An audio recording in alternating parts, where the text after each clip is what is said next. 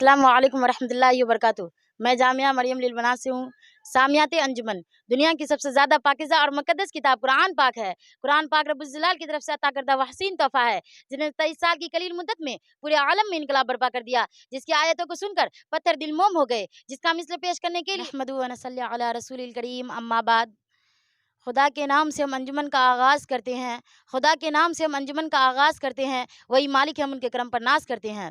سامیات انجمن دنیا کی سب سے زیادہ پاکیزہ اور مقدس کتاب قرآن پاک ہے۔ قرآن پاک رب الجلال کی طرف سے عطا کردہ وہ حسین تحفہ ہے جس نے 23 سال کی قلیل مدت میں پورے عالم میں انقلاب برپا کر دیا، جس کی آیتوں کو سن کر پتھر دل موم ہو گئے، جس نے ضلالت و گمراہی کے دلدل میں پھنسے ہوئے انسانوں کو رشد و ہدایت کا پیغام سنایا۔ یہی وہ قرآن ہے جس کی حفاظت کے لیے خود خالق کائنات نے فرمایا، ہے قول خدا ارشاد نبی فرمان نہ بدلا جائے گا، ہے قول خدا ارشاد نبی فرمان نہ بدلا جائے گا، بدلے گا زمانہ لاکھ مگر قرآن نہ بدلا جائے گا۔ اب میں قرأت کے لیے دعوت داعش دیتی ہوں نازیہ پروین کو کہ وہ آئے اور قرأت پیش کرے۔ اس محفل نشاط کی تابش آپ سے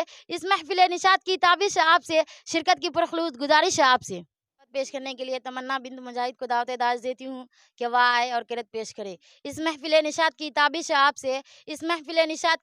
آپ سے شرکت کی پرخلوص گزارش ہے آپ سے۔ اعوذ باللہ من الشیطان الرجیم، بسم اللہ الرحمن الرحیم، تبت یدا ابی لہب وتب، ما اغنی عنہ مالہ وما کسب، سیصلی نارا ذات لہب وامرأته حمالة الحطب فی جیدہا حبل من مسد۔